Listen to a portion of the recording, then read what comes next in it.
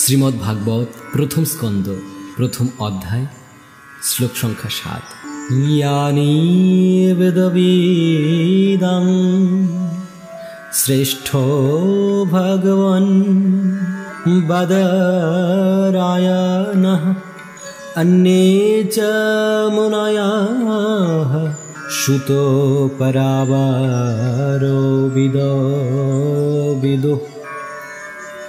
হে সর্বপ্রবীণ বেদান্তবিদ সুত গোস্বামী, আপনি ভগবানের অবতার ব্যাসদেবের জ্ঞান প্রাপ্ত হয়েছেন এবং যে সমস্ত ঋষিরা ভৌতিক এবং আধিভৌতিক জ্ঞান পূর্ণরূপে লাভ করেছেন তাদের কাছ থেকেও আপনি জ্ঞান প্রাপ্ত হয়েছেন। শ্রীমদ্ ভাগবত হচ্ছে ব্রহ্মসূত্র বা বাদরায়ণ বেদান্ত সূত্রের যথার্থ ভাষা।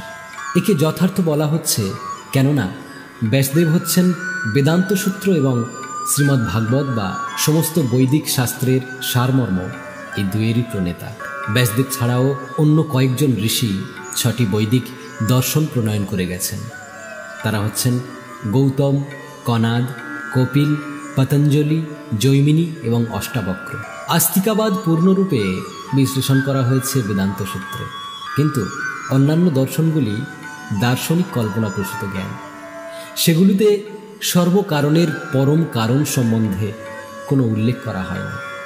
সবকটি দার্শনিক মতবাদ সম্বন্ধে যথার্থভাবে অবগত হওয়ার পরেই ব্যাসাসনে বসা যায়, যাতে অন্য সমস্ত মতবাদ খণ্ডন করে শ্রীমদ্ ভাগবতের আস্তিক্যবাদ পূর্ণরূপে প্রতিষ্ঠা করা যায়।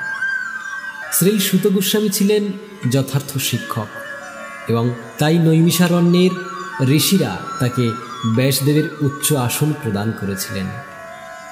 শ্রী ব্যাসদেবকে ভগবান বলে সম্বোধন করা হয়েছে, কেননা তিনি হচ্ছেন ভগবানের শক্তাবেশ অবতার।